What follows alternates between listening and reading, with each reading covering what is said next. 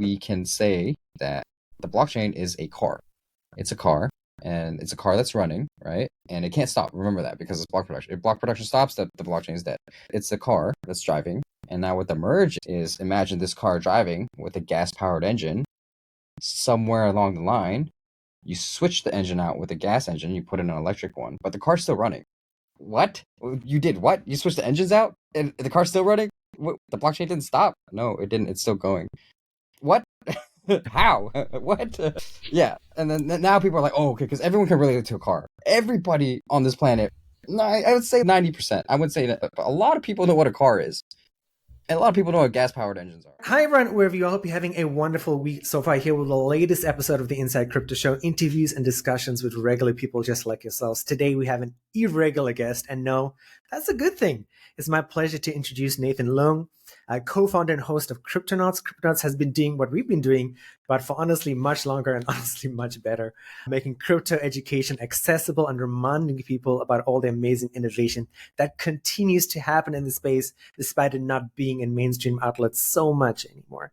Before we dive into everything that we're going to talk about today, we have to talk about Nathan's background, how he got into crypto education, how he started Cryptonauts, and honestly, anything Nathan says is going to be awesome. So Nathan, thank you so much for making time.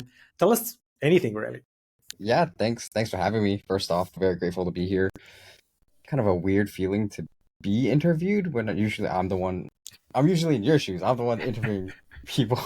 Yeah, I guess I can quickly jump in. Originally, from what we spoke about earlier, from Texas, born and raised, and then I moved out to Los Angeles for 10 years to pursue a career in film and TV. It's quite a tough time for me, actually, before I found Film Web3 and just the whole idea of being able to own your own assets. I honestly just moved out there to start anew.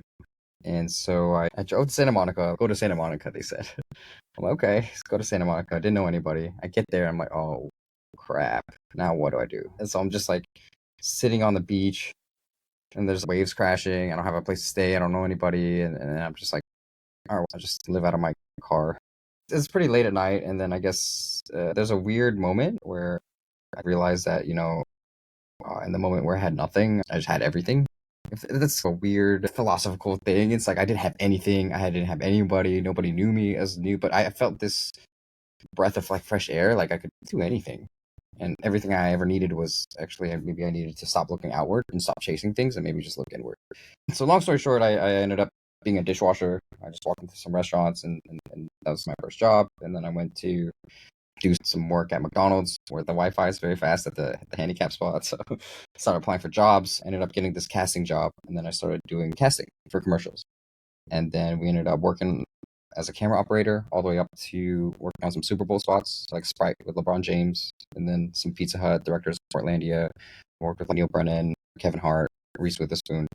Yeah, so we ended up doing some commercials, and then some of my mentors are as well, big directors, blockbuster hits. And then I realized that Hollywood is interesting, but it's like a society where you're a hired gun. Essentially, you're a mercenary, right? You can bring your camera, you can charge whatever, $250, $300 a day, and then you're there for 12 hours. Unless you're in the union, and then maybe you get $400 a day, but you also have to put in the hours, etc., etc. The DGA, PGA, Actors Guild, Writers Guild, etc. And so from the film industry, my neighbor at the time, so I found a place over in Culver City. My neighbor was a producer for Disney, and his best friend, these guys all went to USC Film School, so I helped them out with music videos, just work for free, right? Just pick up lunch, bring producers coffee. That's like what I did, just hustling. And then my neighbor's best friend also has 2 Netflix movies. Yeah, he's very smart. And he sent an email out about crypto. He sent it to 12 or 13 people about, hey, Bitcoin or Ethereum might be the next big thing, blah, blah, blah. And then I was the only one who actually responded because I was like, this is the smartest guy I know. Maybe I should take everything out of my retirement and just put it, not smart, obviously not smart. But yeah, so then he was like, hey, we should start a YouTube channel. We should do education. You're Captain Crypto now. I'm like, okay, what does that even mean? He goes, don't worry, we'll figure it out. We'll just get on camera and we'll shoot the first we wrote out the script, and then this is the Waves video, and then I was like very unpolished, didn't know what I was doing, and then we shot it with the iPhone. We put the iPhone in like the jacket pocket for the external audio. We still had to sync it back then. There was no like AI to help you sync sound with video. And then it was just we found like this wooden plank on the floor, put a piece of wood on it, and like just put some nails in it. It wasn't even a tripod; it was a monopod. And just shoved it into the ground, put the camera on top with a Nikon vintage lens, and just like manual focus only. It's just like super running gun in a park, in a public park with families, kids running around. We just shot it right there, right next to the fence. And that was how the channel started, and that was the first video that we released, and it did really well, to our surprise. Yeah. So that's, I guess, that's quite a long that's quite a long intro, but that's essentially the whole story of the Cool. That's awesome. That covers a lot. As someone who's lived in Asia for 14 years, I've got to ask, how did Asian parents let you move all the way across country and do what you wanted to do, right? Or are your parents a bit more relaxed than like typical Asian parents are? Oh no, they disown me. Obviously, it's because coming from Texas, they're like, go get a master's, go get a PhD, be a lawyer, be a doctor, play piano, play violin. So I'm just throwing all the stereotypes out there right now. And then just find a stable job, right? And then get lots of education and just stay in Texas. Maybe oil and gas is a huge industry over there. Now Bitcoin mining, which is good to hear. But yes, I just wanted to see what else was out there. I felt like I was always, because a lot of my friends are still in Texas. I asked them when we were younger, I was like, oh, do you guys ever think about leaving? And everyone was just, no, I just want to settle here. We're happy here. We'll stay here. And I was like, okay, cool. That's, if you want to do it, that's you. But I want to maybe venture out a little bit. I want to see what else is out there, learn different cultures, where my family's from. Yeah, so my parents weren't very happy at all. Actually, we actually just recently patched up our relationship. Yeah, thanks. Nice. That's very good to hear as well. That's because as someone I'm Indian and my parents were the same thing, like doctor, lawyer in South Africa. And then I was like, yeah, I'm moving to Asia. I'm like, what? How are you moving away from family? That's not done. So no, that's awesome. So Nathan, you have honestly an amazing channel, an amazing story so far. I knew a little bit about this already just from research. We've got to get into the crux of today's stuff. I want to remind everyone, right? Anything you say or I say is not financial advice. Please do your own research, right? You were in Korea for Blockchain Week. I saw the recent video and that was really interesting. You spoke to a lot of interesting people and like you do a lot more content and speak to a lot more people. And one of the first questions I wanted to ask is, what's your perception of crypto in October 4th, 2023 so far this year? How do you feel about the space and the industry? Because one thing I've noticed is just the media coverage is just, it's become so much less. People aren't talking about it anymore. Beyond what's going on the institutional side, I think crypto's almost disappeared from the conversation entirely, but maybe you have another take on that. I think that's good. I think the tourists need to leave. Those that are not really dedicated to the industry, they're welcome to leave. For me, I think that's a very strong buy signal because you need people to clear out the space because there's just too many bad narratives as well. NFTs are scam. This is scam. Somebody got rugged. FTX, Luna, finance, blah blah blah blah blah blah blah. It's just a lot of noise, a lot of negativity, and I think a lot of retail also got hurt. And I consider myself retail as well. I think for those that are just speculative and new, they are welcome. This doesn't have to be their industry if they don't like it. We're not forcing anyone to stay here. We're not forcing anyone to do anything. But this is also my third cycle, so I think those that build in the bear eat in the bull, and those who are prepared can maybe do pretty good for themselves. But I think at the end of the day, if you're not happy with the industry, either you can change it, or you can go cry about it, or you can find to do something else. So for me, I think it's all good. It's a good sign because I think you don't want too many people in because then they only care about the price and only care about the pumps. I do respect the pump, but at the same time, there's got to be more to that. Otherwise, why are we waking up in the morning? Why are we doing all this for? Very true, very true. Then going forward, then what are there different challenges this year? Like you said, this is your third cycle, right? Are there different challenges from previous cycles at the current state of crypto? Is it the same challenge that we've always had? How are we going to make the space better? I think infrastructure. I think infrastructure is very important. I think people need rails to build on, just like the railroads in different cities, public transportation. People need a foundation of a network that they can trust and build on. Not to name any names, but any layer one blockchains that can have good finality or who can solve a certain problem, whether it's the exchange of assets or decentralized finance or even lending and borrowing protocols. I think those are important. And I think those that can build decentralized applications that actually work. That's not just like a to earn model, maybe using certain assets to tie down other assets or real world assets or some sort of anchor, not anchor protocol, and some sort of like anchor to something that can be verifiable, where there's an IPFS stack on top of a supply chain or something like that, some sort of proof of supply before and after, or some sort of logistics. Or blockchain can be used for a lot of things, but blockchains are dumb, and there's a lot of things that it can't do. You can't just put blockchain on everything. That's also what I'm trying to say. And I've heard the same sentiments echoed. Before the show, we were talking about Korea Blockchain Week, right? I'd encourage everyone to go watch your latest video there. That was really interesting. And I had a guest on from Komenu on his episodes coming out today, and they're like a crypto custodian based out in Dubai. And I feel like there's this sort of consensus like, oh, the Middle East is going to be it. I think where we are in Asia, Hong Kong, Japan is probably going to be it. That's my bet personally.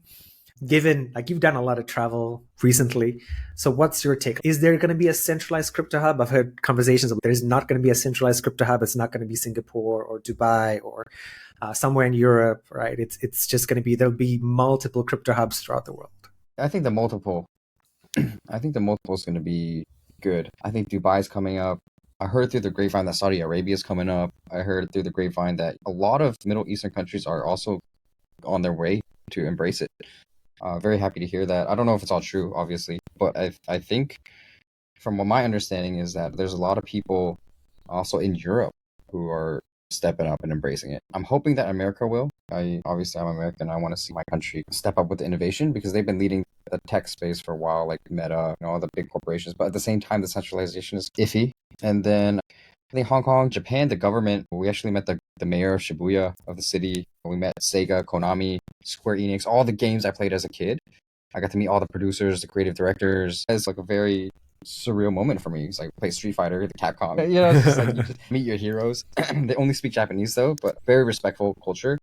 And they are actually opening up because of Mt. Gox, right? They had to go through a bunch of reforms. I think last year the government put out a white paper on how to adopt Web3, how to push, and they're allowing digital nomad visas and startup visas to go to Japan. I didn't realize that's awesome because we talked about wanting to go to Japan and that's been on my list as well. There's so many like IKEA in Japan and have like a nice house out there and enjoy that good internet and live the nomad life. That would be amazing. Yeah, so after Korea, we went to Tokyo 24/9. Singapore's popping as well in this conference, and then we went to Japan. So we threw a conference in Japan. All of Asia is very bullish on Web3. But again, Japan is highly regulated, so is Korea, and so everyone's just figuring out the frameworks, which is weird coming from me because I really like decentralization. I don't want to be like super push hard for regulation, but we do need some sort of rules or protocols that we can play in, right? If you want the scammers and stuff to go away and you want regular people to embrace it, you're going to have to give us a box to play in. At least we know what we can do, what we can't do, obviously. And that's not even there yet. So I think that's also a big issue. I'm not saying that regulation is good. I'm just saying if we want Web2 companies to do big things in Web3, they're not going to come in unless there's some sort of regulatory framework in place for them to come on board. But by all means, Bitcoin already solves its own issue, which is decentralization, security. Maybe not so much scalability, but it's the best we've got so far, in my humble opinion. No, I totally agree with you. I know speaking to people here in Taiwan, people know that I've been involved in crypto for a bit, right? Definitely not as long as you. And they're like, oh, I'd like to look into this, but I don't understand the rules and how it works. And I want to research. And I think with a bit more, like you said, like giving a box to people would feel a lot more comfortable. Yeah, now I know how this works. It works inside this existing paradigm and I can go and look into it. So no, I totally agree with you there. I didn't realize you were a gamer. So I have to ask, when you were in Japan, I know speaking to mostly like Western people, oh my God, Square Enix is looking to blockchain, Capcom, Sega, that sort of stuff. Oh my God, this sucks. This is not good. Do you think we'll ever get Western people on board with blockchain games or blockchain being involved in gaming? Or, as you mentioned, should blockchain not be involved in gaming? It's a good question. A double-edged sword question. Yes. But I think if Japan does it right, we can make it a thing. Because Japan makes the good games, right? They do. So there's different countries. So I've done a little bit of game research and have some very close friends in game development. A lot of strong game devs that have games on PS4. One of my best friends he used to work with Activision, Netmarble, etc. He did all the trailers for Marvel Future Fight, and he did like a bunch of awesome stuff for like Crash Bandicoot, Call of Duty. So I used to go to the office for Activision all the time in Los Angeles, Santa Monica. And yeah, all different countries focus their games on different. I'll give you an example. Chinese games, they make you pay to win, right? So they focus on taking your money, right? Play a little bit. Oh, you want a VIP upgrade? Pay 99 cents, right? And that's how they get you, right? They don't really care about the gameplay. They care about revenue, right? And then you have Korea, where they don't really care about revenue. They care about taking your time. They want you to stay, like Maple Story. You sit there and you grind. They're taking your time, right? They're taking your time and your attention. And then Western gamers, they just want a fun game, man. Like, for me, it's like, is the game fun? If it's fun, then I'll play it. And gamers, we're spoiled in that way. We have so many choices to choose from. Like, we have Fortnite, we have Apex Legends, we have so many games that we could easily just pick and choose. Why would we choose a blockchain game? Why do we need? So I think at the same time, there needs to be a way that they can also keep the Web 2 and Web 3 separate. It should be a fun game, but the Web 3 side should just be for Web 3 people who want to maybe get involved in the settlement layer, maybe use a land or something, or to the earning mechanisms through a stepping app, or some sort of earning mechanism could just be for the Web 3 people, and then the Web 2 should just be free to play. It should be fun, unique gameplay. It shouldn't just be Fortnite on the blockchain. Like, bro, like, don't do that, please. It should be its own thing, and then at the same time, just focus on what's important, because nobody wants to pay $800 for a knife skin. It's like nobody want. They'll pay 99 cents. So either you do it in Tether. Not everything needs a token either. Yeah, so somebody needs to just figure the economics out for that. And I do see both sides of the issue. I do see how if I was a huge gaming company and I wanted to give you a Diablo 4 level 99 sword and you're my homie, I could just mint one for you easily. And there's also an issue with that. Lengthy answer, not too much of a concrete answer, but it's just fundamentally not there yet. But I'm just saying, if Japan and Square Enix, all of the best game makers, because Capcom Street Fighter was huge, it just penetrated the US market, right? You have Daigo Umehara, sorry, just maybe butchered his name. He had that legendary fight at Evo, I don't know if you know about it, with Chun-Li against Justin Wong, who's from the States. And that was a very epic moment. You can look that up. He used like a super from Chun-Li, and then in Street Fighter 3, there's a mechanic where you can parry, where you press forward instead of back. Because if you hit back, you get chipped at. So he has 1 HP left, right? So she's like Chun-Li has a super fast kicks. Yes. So she's doing the super fast kicks, and each kick he's pressing forward, and he's pushing them away. If he hit back, he would have died, right? Because there's only one, and then he won the game. He came back. And that was like 5,000 people on their seats. You can look it up. The internet just went crazy. Moments like that, who gives a F about NFTs, right? People are just trying to, it's hype. It's a real game. It's a tournament. That's what people want to see. It's just like sports. Do you want the NFL to have a NFT for every sports player? I don't know if we're there yet, right? So that's just, the dream is there. It can happen. It just depends how and where they take it. To summarize, you're echoing what a lot of people have said, I think, this past year, which is just we need the utility or the function or the fun to be there first. We don't need to use NFTs or blockchain or anything. It can exist as also another thing you said, infrastructure layer, and we can build all this cool stuff upon it. And even if people don't need to care that it's built on blockchain, right? They can just be like, oh my God, this NFL game is fun, or this fighting game is fun. So I think that would be awesome. Some people are still skeptical. We know skepticism when it comes to blockchain gaming, but some people are still skeptical about crypto, right? Given all this amazing community you've created, right? 100,000 plus subscribers on YouTube, right?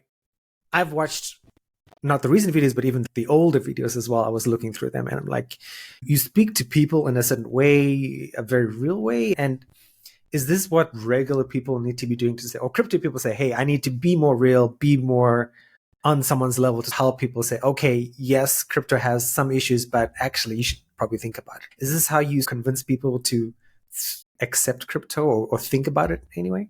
Not really. I think our mission is just to really, so we have a bunch of different types of content. We just started the conference series just to see how it would work. We didn't know if it was going to do well, which it is doing well, so people seem to like that. We did some raw creative shoots. We did some founder stories, like documentaries, Animoca, CoinGecko, some of the bigger players.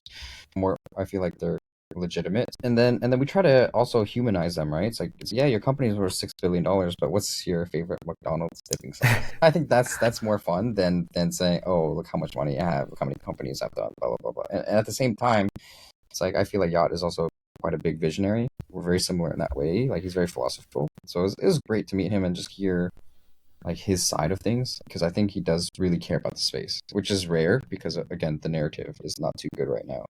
And then so for us, for the explainer videos, we want to explain them in a way that anyone can understand, because most of our audience, the reason we don't do affiliate is because people are not going to click our link in the description, because most of the audience are not subscribers.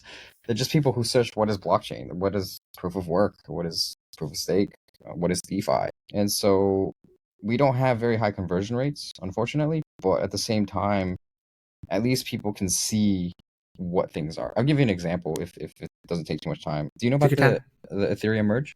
Yeah.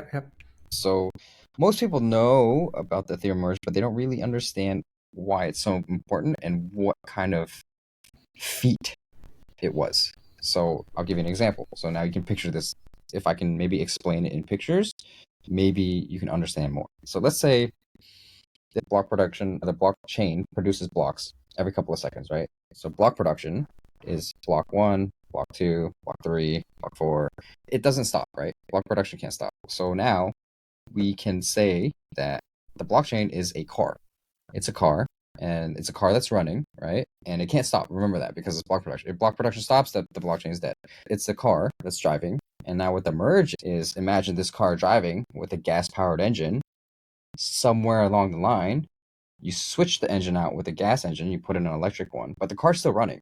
What? You did what? You switched the engines out and the car's still running? What? The blockchain didn't stop? No, it didn't. It's still going. What? How? What? Yeah. And then now people are like, oh, okay, because everyone can relate it to a car. Everybody on this planet, I would say 90%. I would say that a lot of people know what a car is.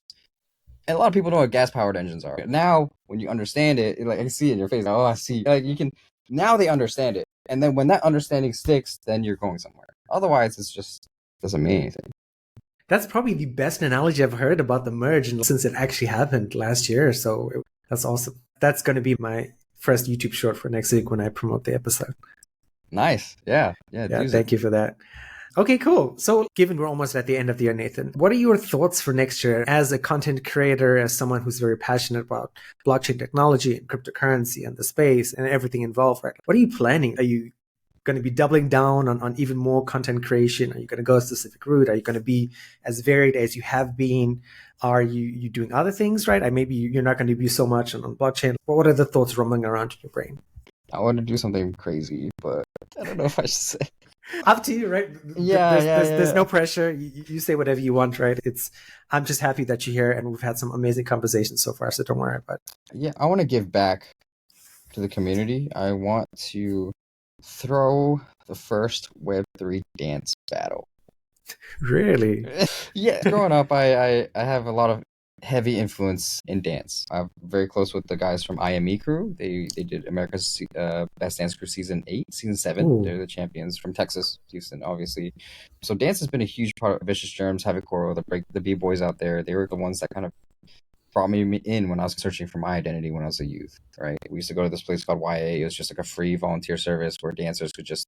And this 40-year-old guy at the time. I was like, let me see, 17. And he threw a jam. I think it's called B-Boy City or B-Boy, something like that. But he just threw it because he was a dancer and he became quite successful. And he just threw the jam out of the goodness of his heart. Like $2,000, $5,000, like crew on crew battles. People from California would come through. And then they would just embrace the hip hop culture with the 5 elements. So it's 4 elements, technically, with the 5th being knowledge. And then the DJ would just spin it and they would just battle it out for the prize money. But now, what if we could do that as a Web3 jam? What if we had like some dope sponsors, like our homies from OKX or, whichever exchanges or Inamoka or whoever, or they come in and maybe like their logos on the dance floor or something. I don't know. That would be cool. This is just me spouting ideas, right? And then we pay out either in cash or we pay out in Tether. We just put it up, through the charity or the foundation, and then they can do 7 to smoke, they do all styles, 2v2 popping, you name it. And then you do top 16 qualifiers and then do the bracket. And then it's not only are you like really onboarding people or like giving true exposure instead of just online exposure, you're also giving back to the community. And this is, I think, the best way for mass adoption. Everyone's touting, yeah, 2.3 billion gamers, we're going to bring everybody. Dude, bring 100 people on. Bring 100 people, bring 1,000 people, bring 10,000, then you can talk, right? Don't just say we're going to do 1 billion people, because you're not. Just, can you get 10 people? If you can get 10 people, then maybe you can get 100. If you can get 100, then you can do 1,000. So I think start small, be realistic about it, and try it. So I know, I totally agree, and that makes sense. Like you said, bring 10 people on. I'm like, oh my god, can I bring 10 people on? Like if I went out in Taiwan and walked on the streets, I'm like, hey, are you thinking about crypto? Oh my god, I don't think I could even get 2. So I like that approach to it. Yeah, I can't even get my parents on. Yeah, so it's just like family, like cousins, like they could care less. They're just like, we're still doing the crypto thing, okay? I'm like, yeah. I get that all the time. Unfortunately, here people look at my Facebook when I'm promoting the podcast. They're like, "Oh yeah, you still doing crypto? Oh wow, oh okay, cool." And then conversation ends after that. It's so sad. Yeah, just yeah. All right, Nathan. I don't know if you do like Taiwanese people eat like an early lunch here, like 11 a.m. or 11:30 a.m. You guys do lunch at 11. Yeah, like people eat lunch like 10:30 a.m. here. Some people, because they start work like really early. So I used to eat lunch at 11 a.m. here in Taiwan when I first moved here 14 years ago. Wow. But I want to let you get on with the rest of your day, right? So you've already some really cool stuff. And usually at the end of the podcast, I'd like to leave it as an open mic, an open floor. All of Cryptonauts links, your links will be down in the show notes on the audio version and of course the video version.